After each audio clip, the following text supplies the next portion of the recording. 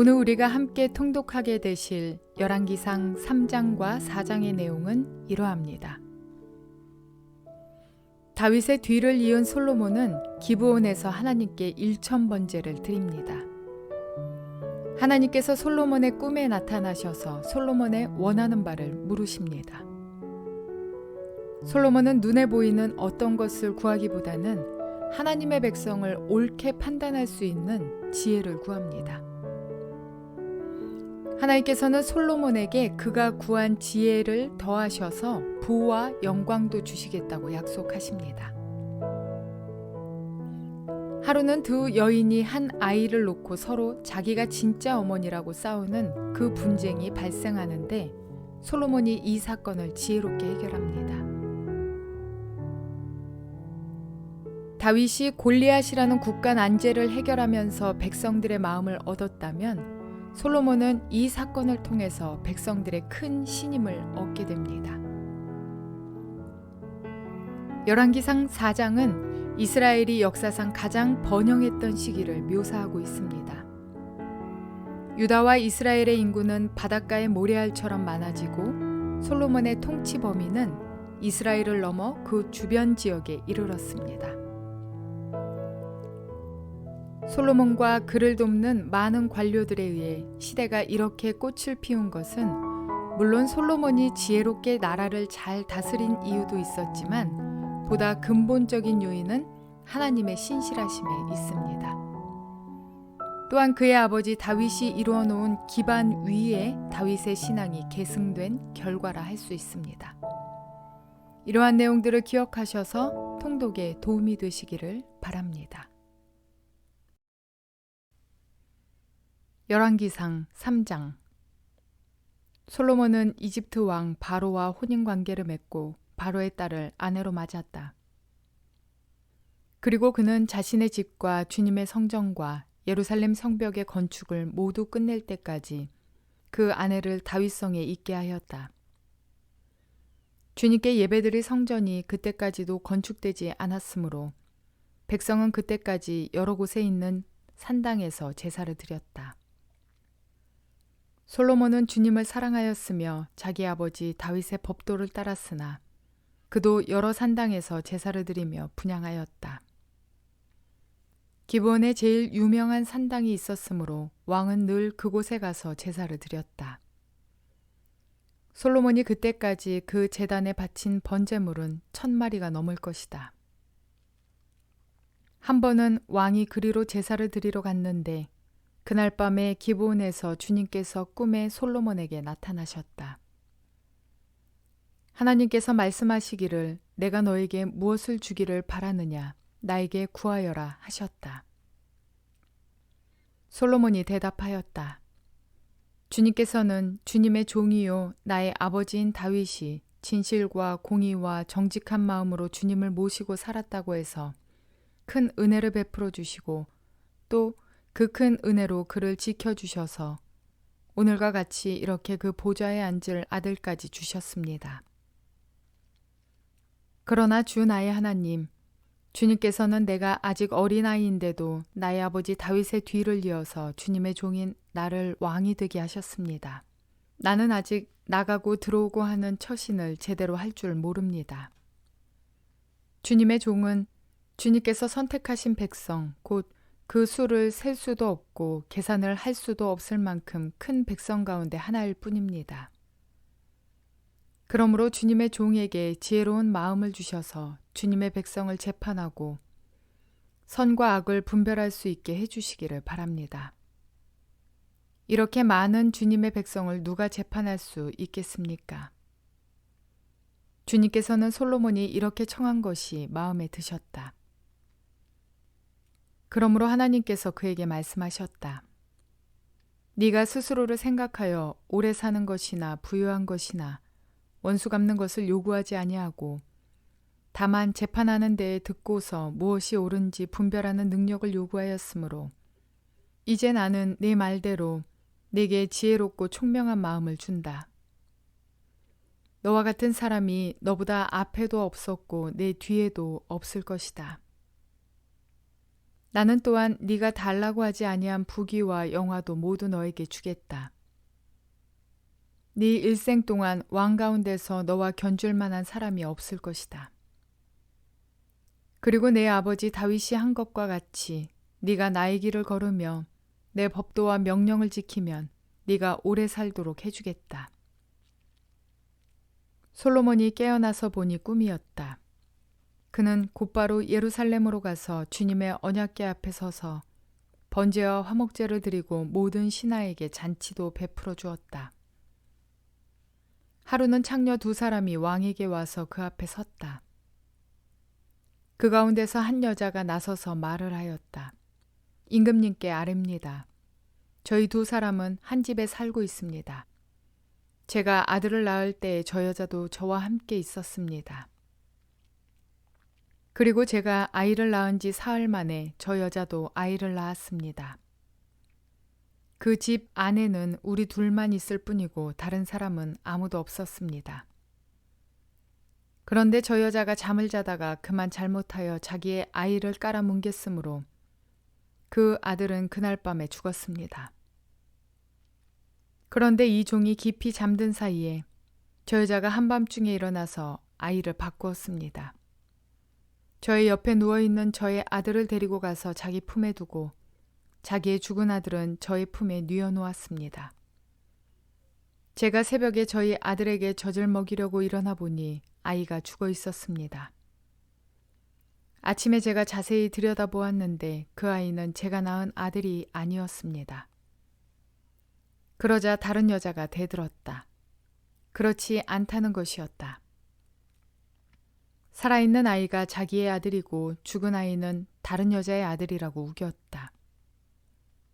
먼저 말을 한 여자도 지지 않고 살아있는 아이가 자기의 아들이고 죽은 아이는 자기의 아들이 아니라고 맞섰다. 그들은 이렇게 왕 앞에서 다투었다. 왕은 속으로 생각하였다.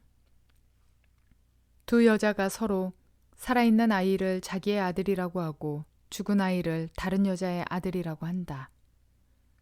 그렇다면 좋은 수가 있다.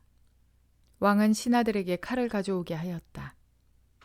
신하들이 칼을 왕 앞으로 가져오니 왕이 명령을 내렸다. 살아있는 이 아이를 둘로 나누어서 반쪽은 이 여자에게 주고 나머지 반쪽은 저 여자에게 주어라. 그러자 살아있는 그 아이의 어머니는 자기 아들에 대한 모정이 불타올라 왕에게 애원하였다. 제발 임금님, 살아있는 이 아이를 저 여자에게 주시어도 좋으니 아이를 죽이지는 말아 주십시오. 그러나 다른 여자는 어차피 내 아이도 안 될 테고 네 아이도 안 될 테니 차라리 나누어 가지자 하고 말하였다. 그때 드디어 왕이 명령을 내렸다. 살아있는 아이를 죽이지 말고 아이를 양보한 저 여자에게 주어라. 저 여자가 그 아이의 어머니이다. 모든 이스라엘 사람이 왕이 재판한 판결 소식을 들었다. 그리고 백성들은 왕이 재판할 때에 하나님께서 주시는 지혜로 공정하게 판단한다는 것을 알고 왕을 두려워하였다. 열왕기상 4장. 솔로몬 왕이 온 이스라엘을 다스리는 왕이 되었을 때에 그가 거느린 고급 관리들은 다음과 같다. 사독의 아들 아사랴는 제사장이고 시사의 아들 엘리호렙과 아이야는 서기관이고 아일룻의 아들 여우사밧은 역사 기록관이고 여우야다의 아들 브나야는 군사령관이고 사독과 아비아달은 제사장이고 나단의 아들 아사랴는 관리를 지휘하는 장관이고 나단의 아들 사붓은 제사장 겸 왕의 개인 자문관이고 아이살은 국내 대신이고 압다의 아들 아도니람은 강제 노역 책임자였다. 솔로몬은 온 이스라엘 지역에다가 관리를 지휘하는 장관 12를 두었는데 그들은 각각 한 사람이 한 해에 한 달씩 왕과 왕실에서 쓸 먹거리를 대는 책임을 졌다. 그들의 이름은 다음과 같다. 에브라임 산간 지역은 베놀이 맡았다. 마가스와 사알빔과 베세메스와 엘론 베타난 지역은 벤데겔이 맡았다. 아룻복과 소고와 헤벨 전 지역은 베네셋이 맡았다. 돌의 고지대 전 지역은 베나비나답이 맡았는데 그는 솔로몬의 딸 다밧의 남편이다. 다낙과 무깃도와 이스라엘 아래 사르단 옆에 있는 벳산 전 지역과 저 멀리 아벨 무홀라와 용르암에 이르는 지역은 아일룻의 아들 바하나가 맡았다. 길르앗의 라못 지역과 길르앗에 있는 므낫세의 아들 야일의 모든 동네와 바산에 있는 아르곱 지역의 성벽과 높이장을 갖춘 60개의 큰 성읍은 벤게벨이 맡았다. 마나임 지역은 이또의 아들 아히나답이 맡았다. 납달리 지역은 솔로몬의 딸 바스맛의 남편 아히마아스가 맡았다. 야셀과 아롯 지역은 후세의 아들 바하나가 맡았다. 이사갈 지역은 바루아의 아들 여우사밧이 맡았다. 베냐민 지역은 엘라의 아들 시므이가 맡았다. 길르앗 땅은 우리의 아들 게벨이 맡았다.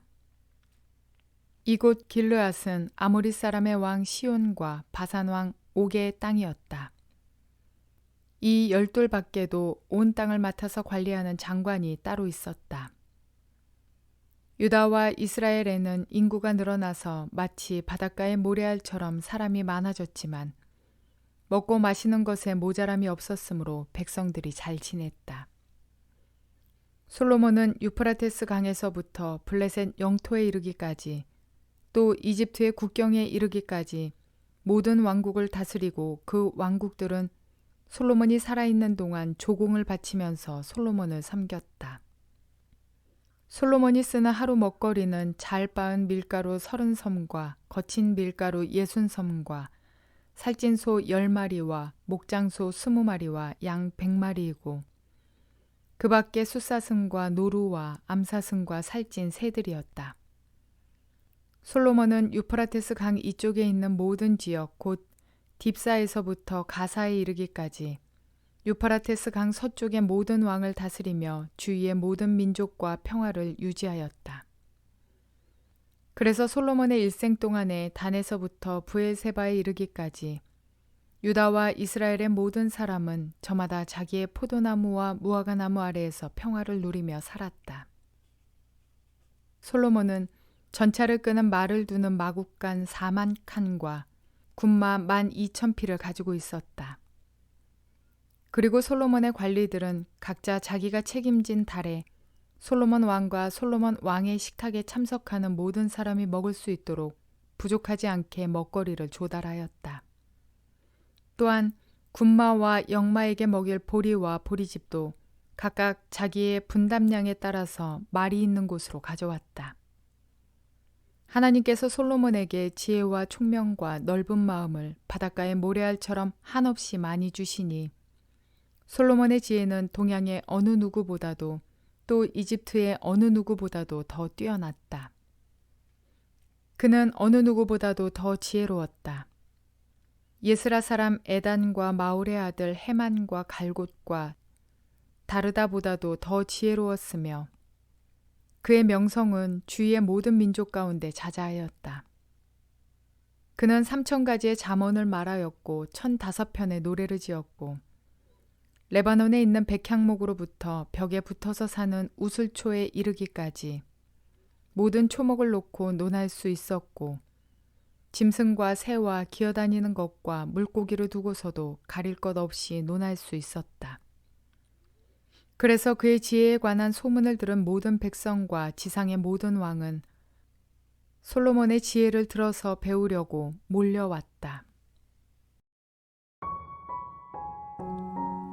솔로몬의 기도는 그 중심이 매우 선하고 하나님 보시기에 기쁨이 되는 기도였습니다. 솔로몬은 다윗이 그러했던 것처럼 이스라엘 백성을 주의 백성으로 여기며 하나님의 나라와 의를 위한 통치를 목표로 한 기도였기 때문입니다. 하나님께서는 우리 기도의 중심을 알고 계십니다. 무슨 목적으로 달라고 하는지, 그것이 자신의 욕심을 채우기 위함인지, 하나님을 위함인지, 이웃을 위함인지 말입니다.